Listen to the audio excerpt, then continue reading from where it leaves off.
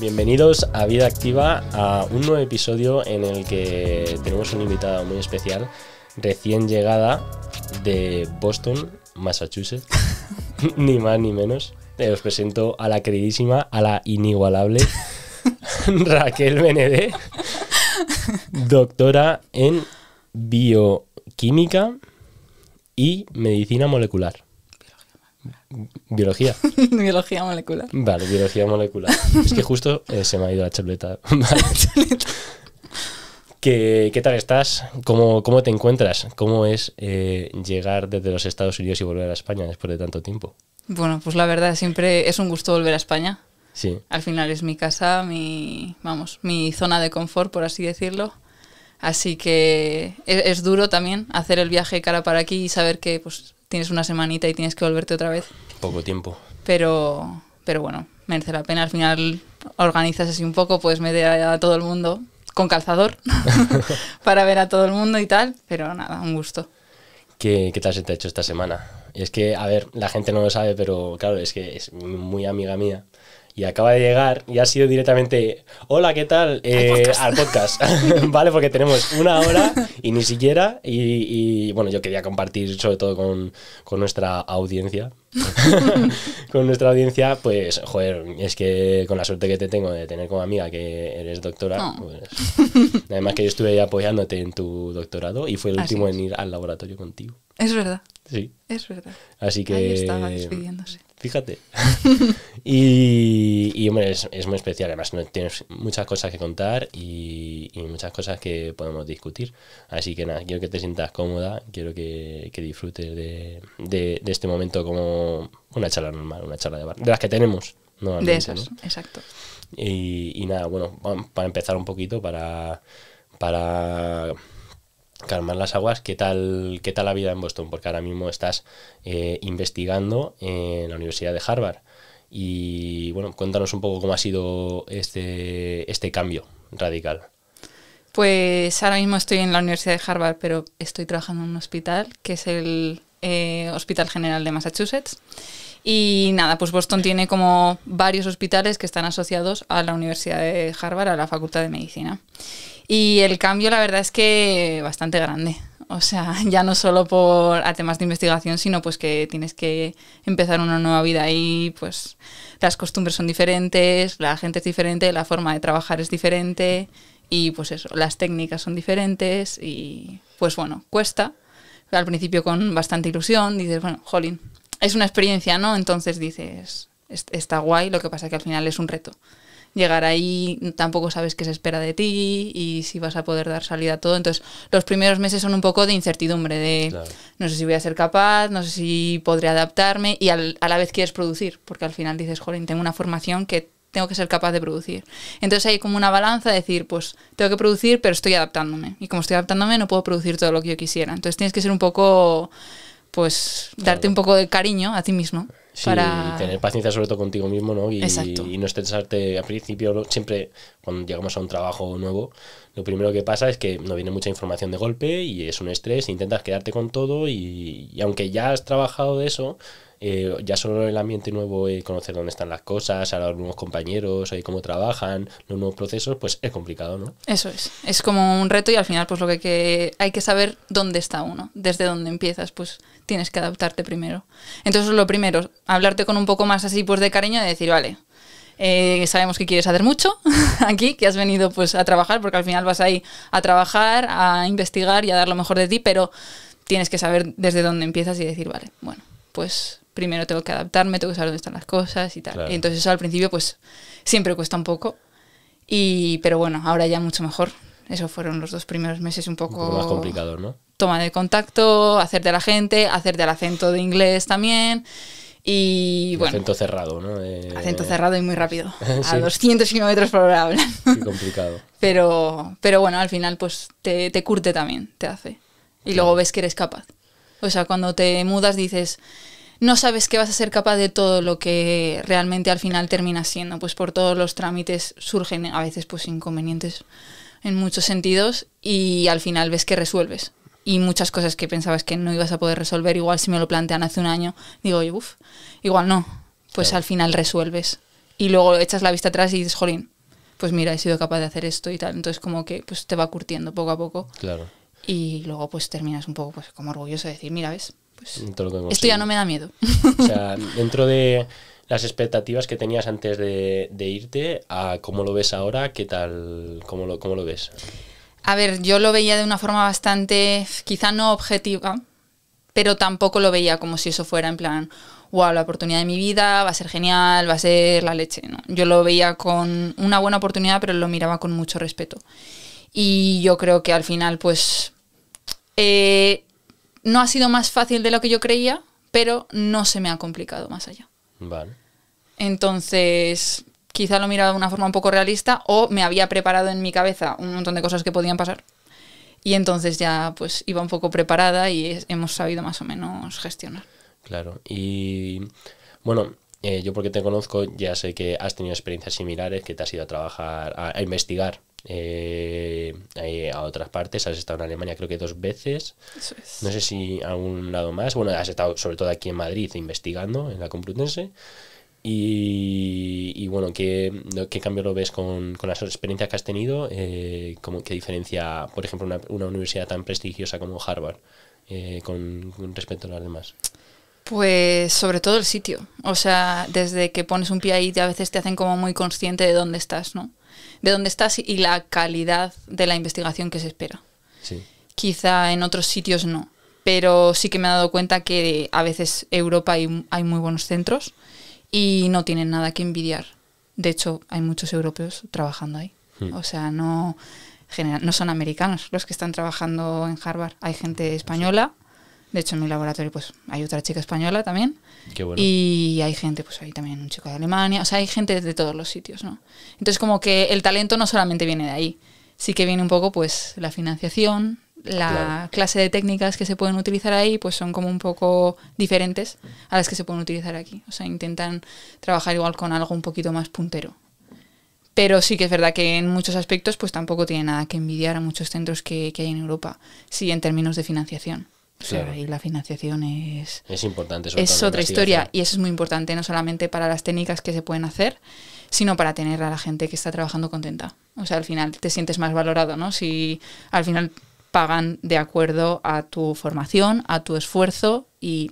Claro, que a ver, que es que... Sienta un poco mejor. Estamos hablando de carreras muy complicadas, además Exacto. unas trayectorias docentes muy complicadas, que no es sacarse una carrera o así sencillita. Bueno, estás hablando de unas carreras importantes, luego hacer un proceso de investigación que lleva mucho tiempo y mucho esfuerzo.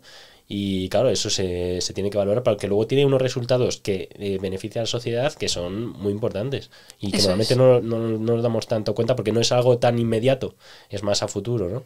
Al final yo creo que pues todas las carreras tienen su cosa, todos los trabajos son importantes para la sociedad, ¿no? Claro. Pero al final pues gusta que no solo es, o sea, es un trabajo muy vocacional evidentemente, pero está muy bien que te valoren. Porque al final pues se meten muchas horas, se meten fines de semana, de pensar, o sea, no es un trabajo que yo cierre el ordenador y diga hasta aquí, hasta mañana, pues no. Si tienes un experimento o hay algo que no te sale o tal, pues vas a casa y sigues dándole vueltas. Entonces, pues claro, a veces es complicado separar Claro, es un lo que es tu compromiso. vida del trabajo, ¿no? Entonces, si además estás en un ambiente pues que no se valora, que o a veces dices, jolín, pues no puedo hacer este experimento pues porque es muy caro y no hay financiación. ¿No? Tengo que dar un montón de vueltas para llegar al mismo punto que quizá de otra forma llegaría un poco mejor o obtendría resultados de mejor calidad, ¿no? Claro. Pues al final ahí es un sitio en el que pues quizá te sientes un poco más valorado en ese sentido. De decir, bueno, si quiero hacer esto, pues puedo hacerlo porque tengo las herramientas, tengo medios económicos y tal. Yo esa es una diferencia que veo, por ejemplo. Pero sí que es verdad que centros europeos no tienen mucho que envidiar a, sobre todo a la a nivel ciencia de que se hace. profesionales, ¿no? Eso es. Yo en el centro en el que estuve en Alemania, pues al final ellos también tenían muy buenos medios y tal. Pues ya es un poco en función pues de dónde te adaptes mejor tú. Claro. Si prefieres un país como Alemania para vivir y tal, pues por ejemplo, a mí me es más fácil vivir en Estados Unidos. Está más lejos, sí, pero bueno, al final hablan inglés. En Alemania pues la gente pues tira más a hablar alemán. Entonces, y ahí la verdad es que es un sitio muy internacional y hay gente de todas las partes del mundo. Entonces como que nos sentimos que estamos todos fuera de casa. Claro. Y eso pues también está muy bien, porque al final terminas haciendo piña con gente que es de aquí y de allá. Qué bueno. Entonces, eso también a nivel personal enriquece bastante. Claro, es un crecimiento, además, bueno, si algo se caracteriza a Estados Unidos es que es un país de inmigrantes, ¿no? Y en el que también su crecimiento ha sido determinado por esa inmigración que le ha llegado, que ha traído pues ideas nuevas, nuevos proyectos, nuevas financiaciones, y es un país que ha crecido a base de la inmigración, gracias a la inmigración. Eso es. O sea, hay muchísimos inmigrantes de todas las partes del mundo y es gente además que va en su mayoría a trabajar. O sea, vamos, en el ámbito donde yo me muevo, claro, es gente que emigra para trabajar. Claro. Entonces, pues eso al final hace que arranca el país hacia adelante, ¿sabes? En plan, se nota que pues que realmente van a trabajar y a hacer realmente una buena labor para el país. Entonces... Pues qué bueno. Oye, y ¿qué fue, por conocerte un poquito, o para esa gente que está empezando a lo mejor, está decidiendo qué carrera va a coger o si se va a meter a un desarrollo profesional como el tuyo? ¿Qué te llevó a estudiar esta profesión y por qué decidiste ir por la rama de investigación? Pues yo un poco, sí que es verdad que cuando empecé segundo de bachiller estaba bastante dubitativa, o sea, no sabía exactamente qué... Me vas a decir como Kiran, que quería ser ingeniero y acabó en psicología. Pues casi, o sea... Todos hemos tenido el mismo patrón, ¿eh? Que la gente... Yo no quería ser ingeniera, pero ahí le ando. No, pero casi sí, o sea, yo me acuerdo que cuando eché carreras eché filosofía. Mira. No me imagino a ti de filosofía, la verdad. Me gustaba pensar, yo qué sé.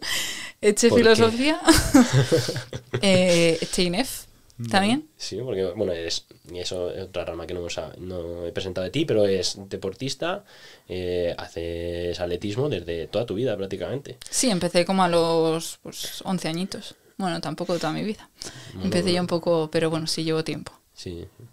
Y bueno, entonces INEF... Eché INEF y luego eché medicina y bioquímica. Sí que es cierto que lo que más me gustaba era tema de investigación. En segundo de bachiller me gustaba bastante cómo daban la biología, que sobre todo estaba como muy enfocada a temas bioquímicos. Es como el porqué del porqué. O sea, está como la biología, que tú es un poco lo que ves, ¿no?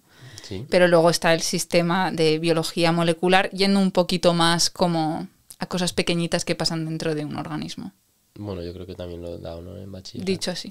Sí, esa es donde es sí. En bachillerato es lo que me llama más la atención, ¿no? En plan, como el porqué de los procesos, el porqué de las cosas. A mí me rayó la biología de pequeño. Pues a mí eso me da muchísima curiosidad.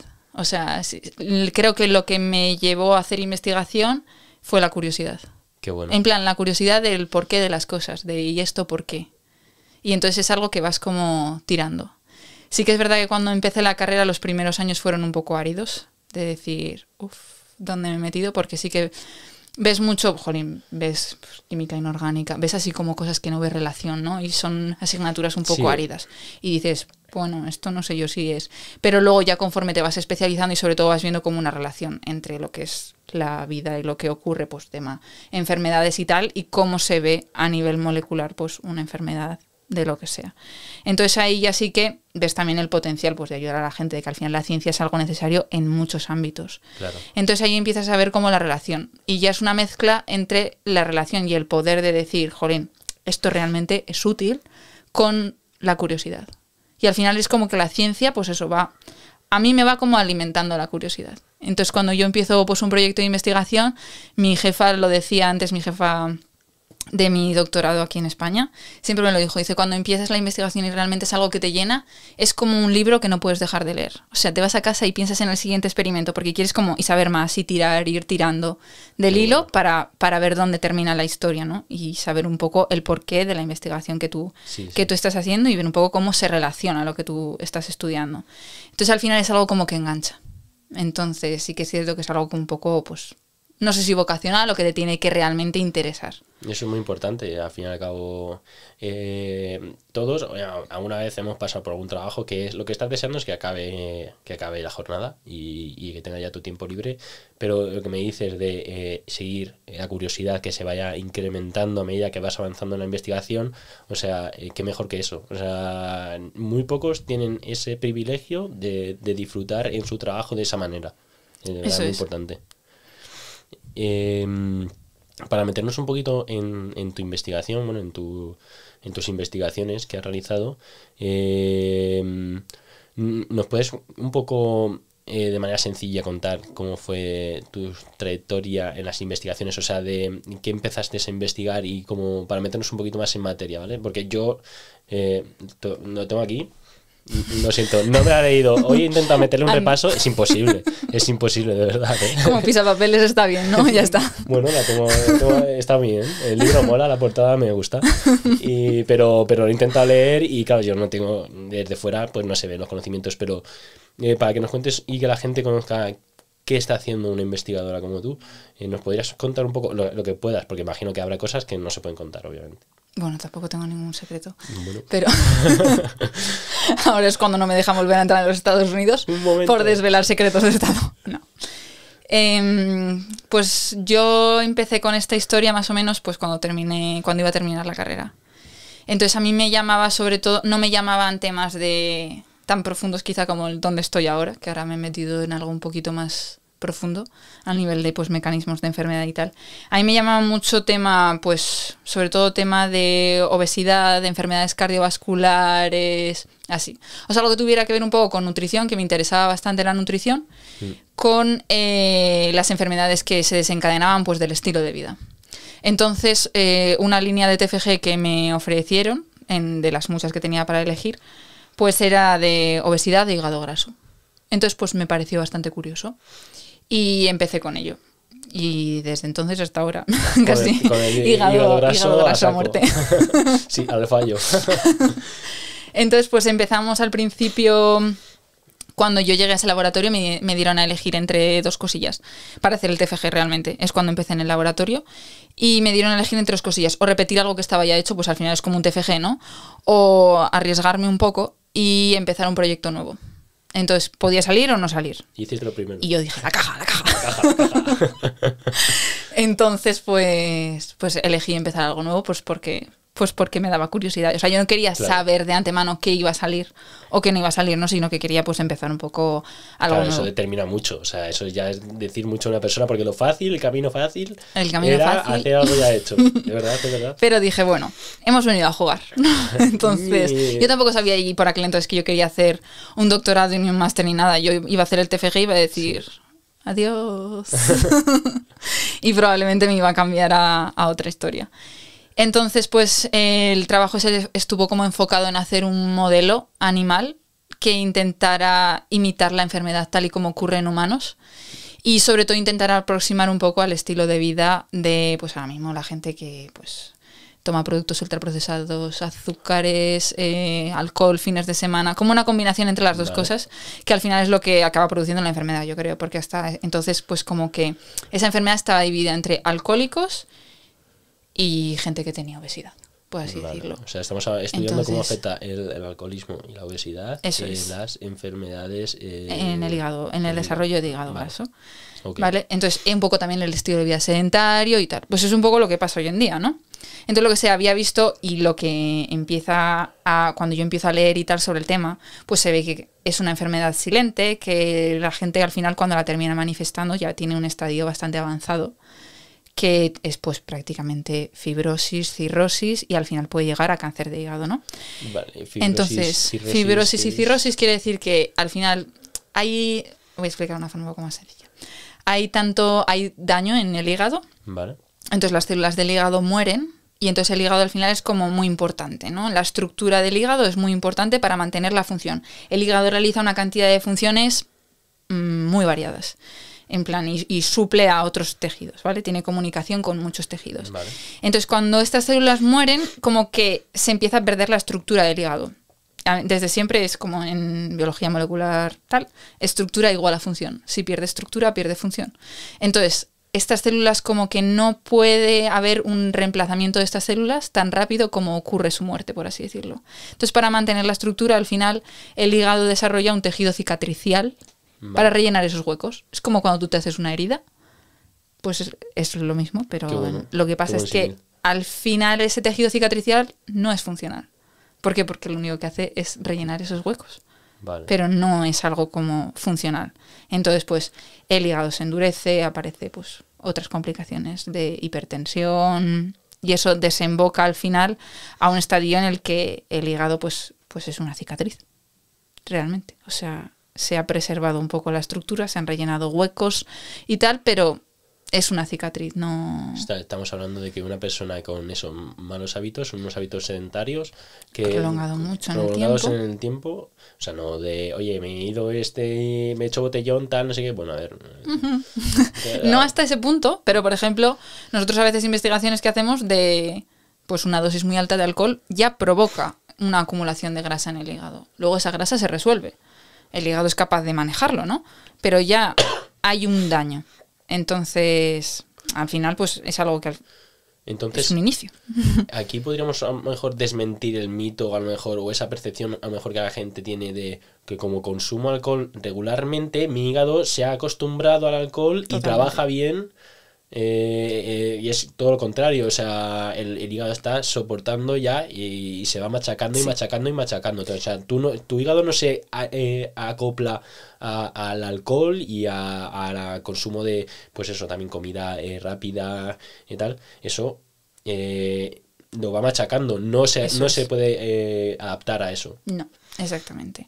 O sea, al final, incluso lo que se dice de, no, un vaso de vino al día, no. O sea, se ha visto que no, que cualquier cantidad de alcohol es perjudicial para el hígado y para otros órganos, pero al final el hígado se encarga tiene esa capacidad de detoxificación, ¿no? Entonces se encarga pues de ese metabolismo en parte del alcohol y al final acaba desencadenando una cantidad de complicaciones. Entonces, pues no, o sea... Vale. Te lo digo yo que también me bebo cervezas y lo que sea, sí, porque hay que tener siempre un balance, ¿no? Claro. Pero hay que ser consciente de que no se puede engañar a uno mismo. O sea, al final, cualquier cantidad de alcohol que bebas, pues bueno. O sea, tú estás cogiendo papeletas para en el futuro tener más probabilidades de sufrir una enfermedad del tipo, bueno, sobre todo de cáncer, ¿no? Sí, al final puede desembocar en cáncer. O sea, es un porcentaje al final, ¿no? Sí. Pero es comprar papeletas. Sí. O sea, y al final como que esto se ve que está hoy en día aproximándose a edades cada vez más tempranas. Porque o sea, hay mucha gente joven. Yo estuve en un congreso hace poco y iba sobre todo de hígado graso y hay mucha gente joven que decía en torno a un 26% de la población tal tiene hígado graso. Y decía, yo soy una de esas personas. O sea, incluso pues investigadores y tal, pues tenían hígado graso. ¿Por qué? Pues porque... pues en Estados Unidos es uno de los países de los que pecan también de eso, pues comida rápida, alta en grasas, muchos azúcares. Entonces al final pues y es visible y es gente joven que igual tenía 30 años. Qué pena. Entonces eso al final pues va. Entonces estás comprando papeletas para que en un futuro, y ellos tienen hígado graso pues porque se habrán hecho una prueba, pero generalmente cuando empiezan a detectarse esos problemas es cuando tienes pues por ejemplo las transaminasas muy altas. Claro. Entonces ahí ya, pues quizá el daño esté un poco avanzado y no sea como para... O sea, no sea una tontería.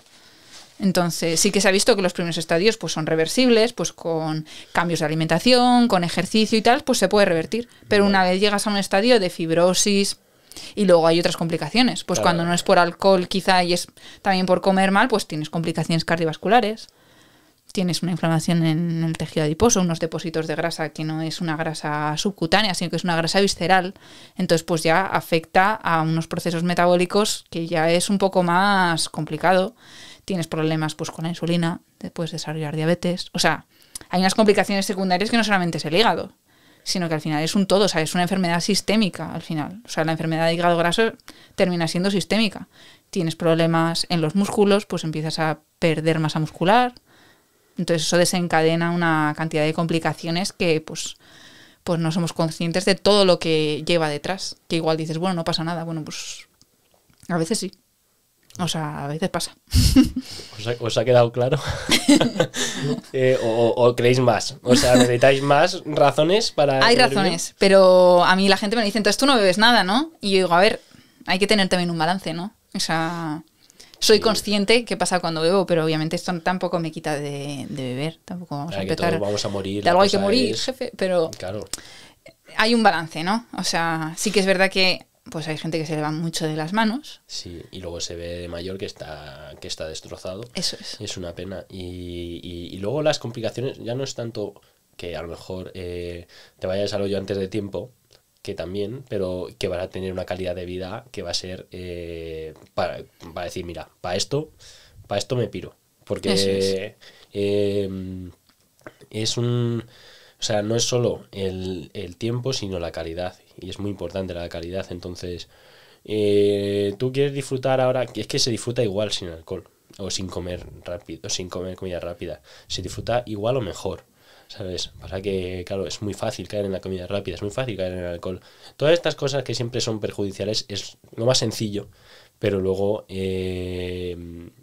por el otro lado, la otra vía, la senda difícil, como has hecho tú en la investigación...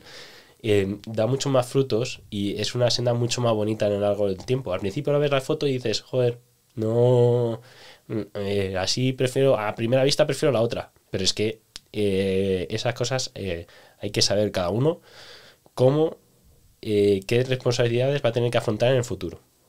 Eso es. Todo tiene sus consecuencias al final, entonces pues se trata de mantener un balance, pero saber un poco elegir y cuándo elegir. O sea, no siempre me voy a comer una hamburguesa, me hace una hamburguesa o una pizza o un lo que sea, pues bueno, pues saber elegir de, bueno, pues mira, hoy me apetece, pues ¿por qué no? Evidentemente, porque también hay que mantener un poco de salud mental en ese sentido, claro. ¿No?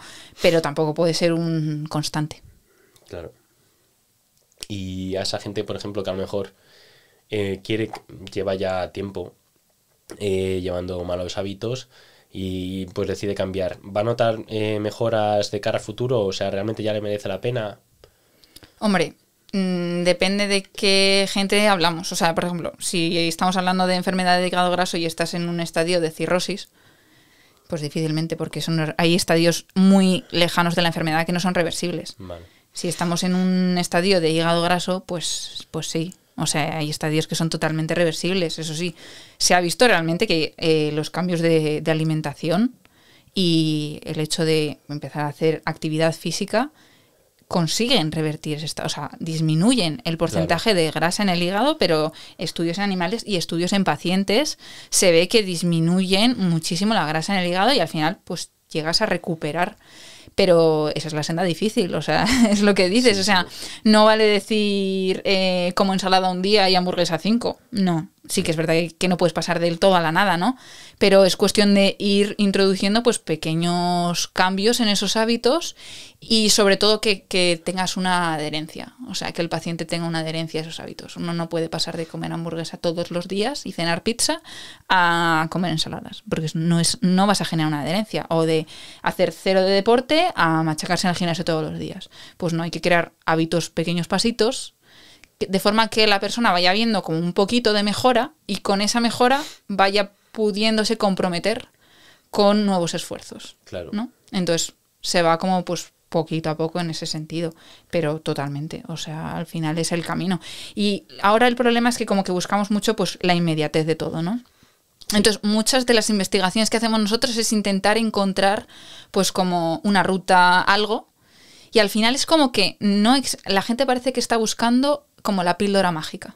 Sí. Es la píldora mágica que yo puedo hacer lo que me dé la gana, comer lo que me dé la gana, beber lo que me dé la gana, y entonces yo me tomo esto y con esto no pasará nada. No existe. Eso no existe. No existe. O sea, al final existen los tratamientos, pero los tratamientos son para las enfermedades. Sí, pero tiene que haber una predisposición a querer cambiar eso. Claro. La gente va confiando en que la ciencia le resuelva todo, y no es así. No, y sobre todo tienes que poner un poquito de esfuerzo. O sea, la ciencia encontrará remedios a las enfermedades, obviamente. Pero no hay nada mágico que digas, y yo seguiré bebiendo y tal. Pues no, ahora mismo muchísimos trasplantes de hígado por hígado alcohólico fracasan, y es un coste para un país muy grande en tema de dinero hacer trasplantes hepáticos. Fracasan, ¿por qué? Porque la persona vuelve a beber. Entonces se carga el hígado que le han puesto y ya. Entonces, ¿la solución es el trasplante o es que la persona pues vale, tienes el hígado que no puede más, trasplante hepático, ok? Pero luego tiene que haber un compromiso, ¿no? Claro. Y es la parte que falta también. Claro, es importantísimo cambiar de hábitos y tener buenos hábitos. Es que te da un amplio rango de todo. O sea, hasta las cosas que menos te puedes sospechar. Voy a poner un ejemplo. Me cogí hace unos meses, creo que fue en mayo, me cogí un Hablo, ¿vale? Esto parece que estoy cambiando todo, ¿vale? Pero luego tiene sus razones, aguantad ahí. Me cogí un Hablo a las 6 de la mañana, ¿vale? O sea, me lo hice para ir a Alicante, para pasar el día y volver. Mira, yo te hice caso, ¿vale? Porque le voy a echar la bronca aquí. Te hice caso y dije, voy a esperar a la mañana para coger el Uber que me lleve a la estación de Chamartín. Vale, a las 6 de la mañana tú intentas encontrar un Uber. Ni uno, macho, ni uno. O sea, y entonces yo fui andando a Chamartín. Dije, bueno, pues voy andando y si me encuentro un taxi lo cojo. Paso un taxi y no me hizo ni caso. Entonces, al final, mira, por la suerte de ser deportista, me pegué el pateo corriendo hasta desde Fuencarral a Chamartín y llegué y dices, a ver, qué tontería. No es tan tontería porque es que hay gente que es incapaz de, a lo mejor debemos muchos gestos a diario, por ejemplo el tener que aparcar en la puerta, o sea que son incapaces algunas personas de andar 100 metros. Exacto. ¿Sabes? De porque tener que estar en la puerta, porque tal, y darse vueltas en coche y tal, no sé qué, o sea, llevar un estilo de vida activo, tanto a nivel salud de nutrición como de hacer deporte, luego te hace toda tu vida más sencilla. O sea, te hace toda tu vida más sencilla. A mí no me cuesta nada andar 2 kilómetros para ver algo y en vez de coger el coche. Pero otras personas ya lo ven como una limitación. Sin coche no voy.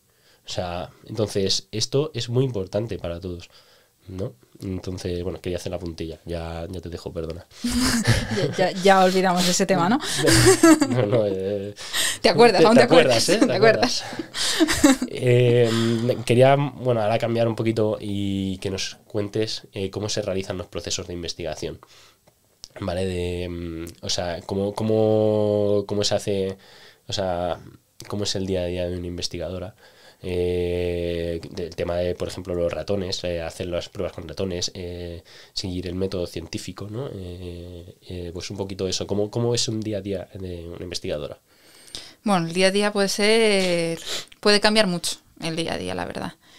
Un poco te puedo contar cómo sería método científico y entonces así puntualizo día a día, ¿vale? Venga, vale. Entonces, un poco lo que se intenta siempre con una investigación es, para empezar, sobre todo, bueno, ahora yo creo que siempre, pero ahora todavía se le da muchísimo más valor, que tenga capacidad translacional. O sea, algo que se haya visto pues en una población en concreto, en una enfermedad en concreto, o sea, como que tenga una finalidad, ¿no? Claro. Entonces, pues algo que se ve en pacientes, en enfermos, pues que tengan una alteración, ¿no? Entonces se empieza por ahí. Se intenta buscar pues un marcador o algo por donde empezar a tirar, ¿vale?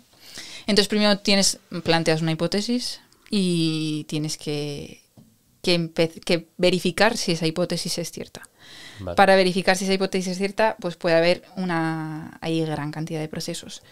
Se pueden hacer experimentos con células, que serían experimentos in vitro, donde no existe, al final no tienes que pasar ningún comité ético, por así decirlo, ¿vale? Y es sobre todo pues temas de validación.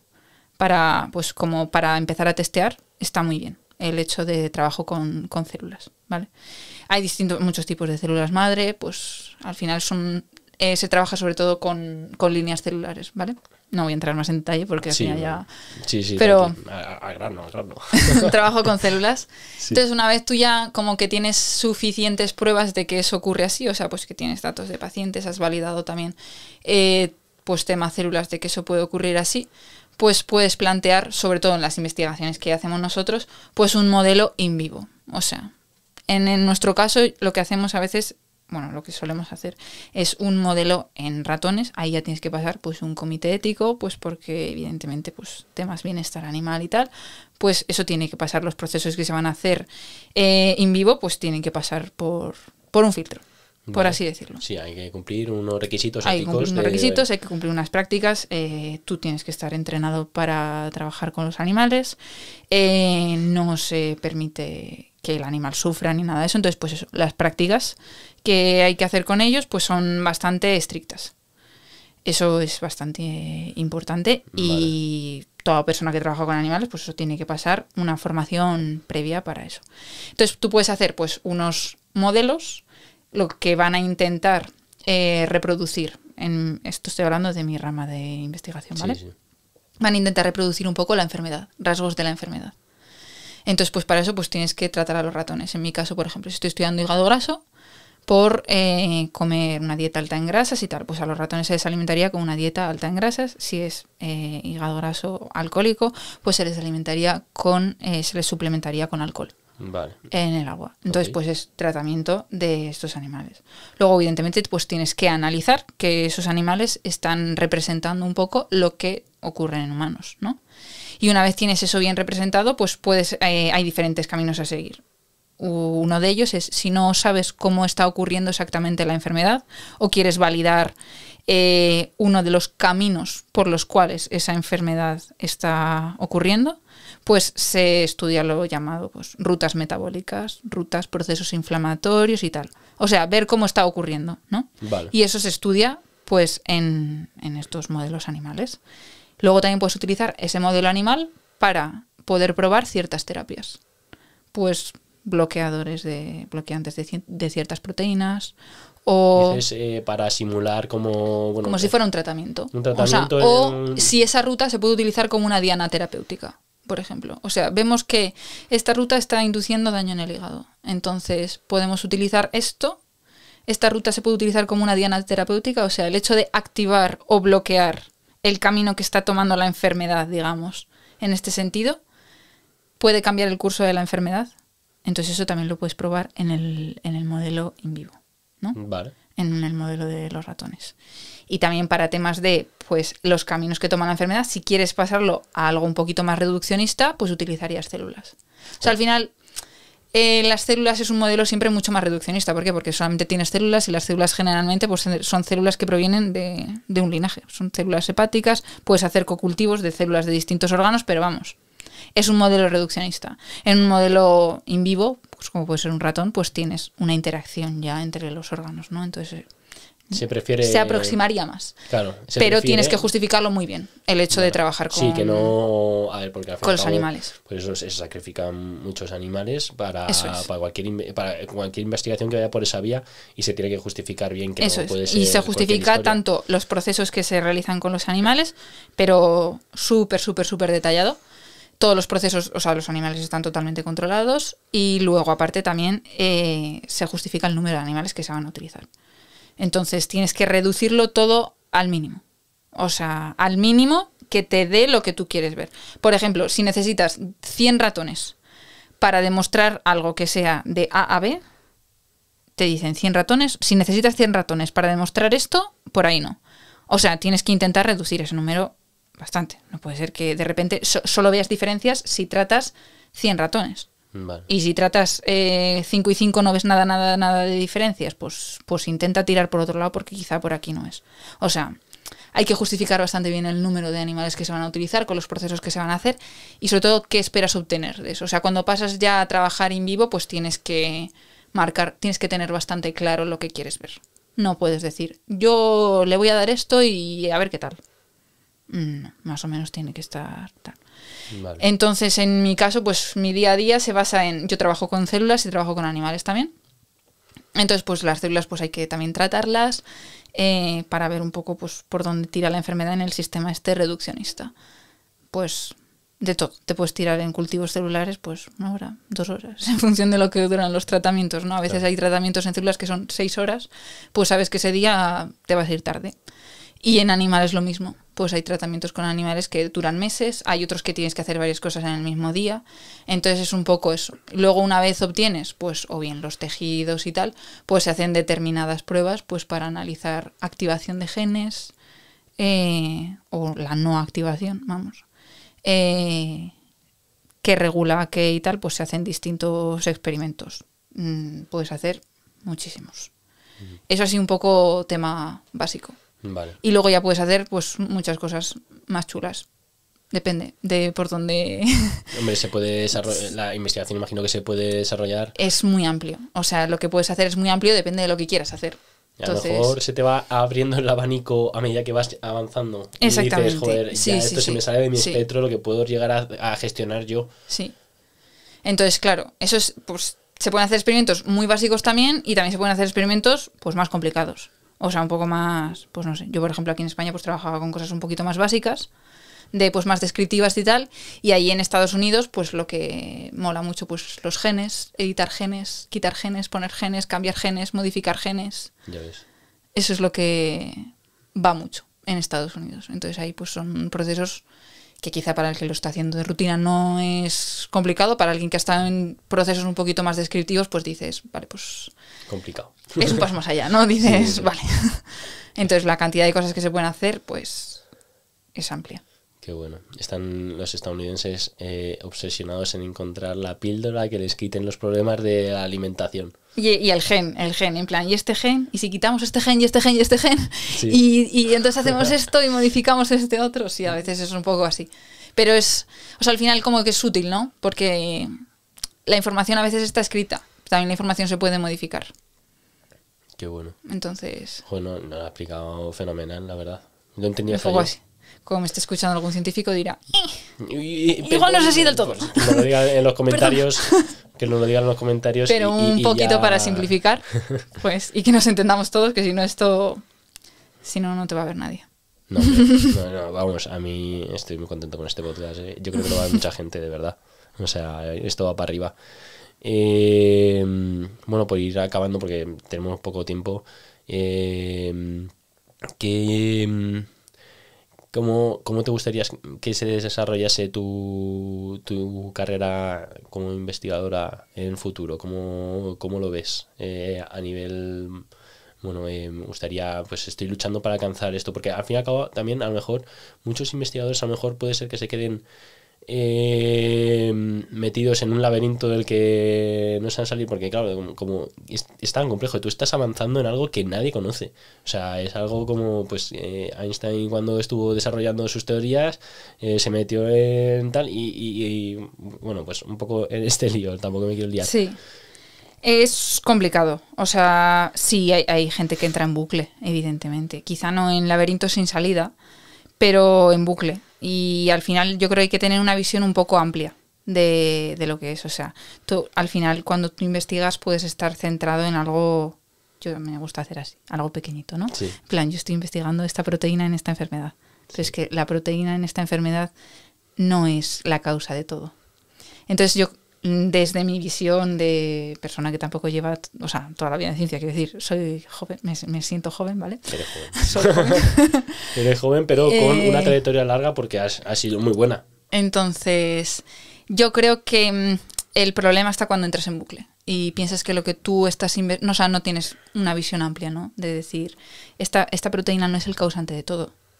O sea, está interaccionando con otras cosas. Entonces, lo que creo que hay que mantener es un poco la visión global de por qué ocurren las cosas. No simplemente centrarse en lo que tú estás investigando. Creo que más que entrar en un laberinto sin salida es un poco perder el norte y empezar a dejar de ver como el sentido de las cosas. Y en cuanto a lo que yo quiero hacer de mi carrera científica, pues la verdad es que no lo pienso demasiado. O sea, me gustaría seguir contribuyendo lo que estoy haciendo, pero no me gustaría perder el sentido de lo que estoy haciendo. Tú quieres, claro, al fin y al cabo lo mejor sería ir viendo progresos en tu investigación, porque cuando ya no ves progresos te puedes rayar y o sea, te vienes abajo, sí. Uno sabe que no, aunque a mí me cuesta muchas veces aceptarlo, pues que no todos los días puedes ver cosas, que es que hay días que vas al laboratorio y no sale lo que tú esperabas y a veces dices, pues hoy como si me hubiera quedado en casa, realmente no es como si te hubieras quedado en casa, sí. Sabes que por ahí no es, pero claro, entonces simplemente es como el hecho de seguir contribuyendo y al final un resultado negativo no implica que no hayas sacado nada, sino que ya sabes que por ahí no es, ¿no? Entonces un poco pues eso, pues seguir contribuyendo en la medida de lo posible. En cuanto a mi investigación de nivel personal, pues eso, poder terminar un poco por los proyectos en los que estoy metida. Sí que me gustaría volver a España en un futuro, evidentemente, porque al final pues... Aquí España sería muy bien. Y con una dieta mediterránea. Eso es. Es mi casa y mi entorno y tal, sí que considero que ha sido necesario salir a nivel de formación y a nivel personal, pero sí que me gustaría volver. Y luego aquí en España pues depende de cómo estén las cosas. Claro. Porque la investigación... La investigación es un tema... Es que el tema Es de un la tema un financiación poco... en España pues es complicado. Exacto. Es complicado. Entonces, pues un poco depende de cómo estén las cosas. Pues sí. Eso es algo que seguirá viendo. De momento me gusta como un poco, pues no pensar como en... No a largo plazo, sino un poco pues a corto plazo. Ir pues eso, disfrutando día a día y a donde me lleve. Vale. ¿Qué le recomendarías bueno, primero, ¿recomendarías este camino profesional a los más jóvenes, a los que están empezando ahora con la carrera? Y a los que ya están dentro, ¿qué consejo, qué tips le darías para su vida profesional? Yo recomendaría este camino si de verdad te gusta. Es muy duro trabajar en este campo si no te gusta. O sea, no trabajamos en este campo realmente por hacernos ricos. De la ciencia uno no se hace rico. Entonces, recomendaría si de verdad te gusta, si de verdad te llena, si de verdad es algo que disfrutas. Sí, lo recomendaría. Siempre manteniendo, pues eso, el campo un poco abierto, sobre todo. Vale. Y a la gente que está metida en este mundo ya para seguir, pues sobre todo yo diría, tal y como están las cosas, de tema financiación y que es algo, no tienes una estabilidad realmente, o sea, cuesta muchísimo encontrar una estabilidad en este mundo de la ciencia laboral y siempre te tienes que estar moviendo y buscando financiación y tal, y eso la verdad es que es bastante triste, pues que no desanimen. O sea, sobre todo que si de verdad quieren algo, pues que vayan a por ello y al final quien lo quiere encuentra la forma. La cosa es que muchas veces en este camino no siempre se ve recompensado el esfuerzo, pero sobre todo que no desanimen y que al final, pues temas de que a veces hay que plantarse un poco y tampoco hay que aceptar cualquier trabajo a cualquier precio, sino que pues creo que los científicos valemos mucho, estamos muy bien formados, los científicos en este país estamos muy bien formados y hay que tener esa conciencia de que uno está muy bien formado y que realmente pues se pueden sacar muchas cosas. Entonces no hay que desanimarse, pero sí que hay que saber dónde te quieren, dónde no, y un poco tener esa visión de decir, por aquí sí y por aquí no. Vale. Qué bien te ha quedado. ¿Ah, que sí? Sí. Es que la verdad que me ha parecido... Ha sido el discurso del presidente del 4 de julio. Me están pegando su forma de discurso, ¿eh? Sí, ¿o no? El American discurso este, no. America first. Oye, pues creo que lo vamos a dejar aquí por tiempo, porque vamos, yo me quedaba aquí, te ataba la silla y nos quedábamos hablando 3 horas más, la verdad. Pero bueno, como se tiene que volver a Boston muchachuches, pues la va a dejar ir, la va a dejar ir, que tenemos cosas que hacer. Y nada, de verdad que agradecerte por venir en tu apretada agenda, que sé que una semana en España, después de unos cuantos meses fuera, pues esto es, vamos, un privilegio, me siento un privilegiado. Y que te deseamos lo mejor en la vuelta y que disfrutes de tu estancia en Estados Unidos, pero que queremos que vuelvas pronto. Volveremos. ¿Vale? Aquí volveremos pronto. Paella, toros. Ole, ole. Pues nada, vamos a cortar aquí. Muchas gracias por vernos. Este episodio creo que de los mejores. O sea, estoy muy contento porque además es que te has explicado fenomenal, de verdad. O sea, lo he entendido yo. A mí me cuesta entender las cosas. Y sin leerme el libro. Claro. El próximo día me lo intento leer, pero yo creo que se va a preguntar a ChatGPT y que me haga un resumen rápido. Así que nada, cortamos aquí y muchas gracias por vernos y nos vemos en el siguiente episodio.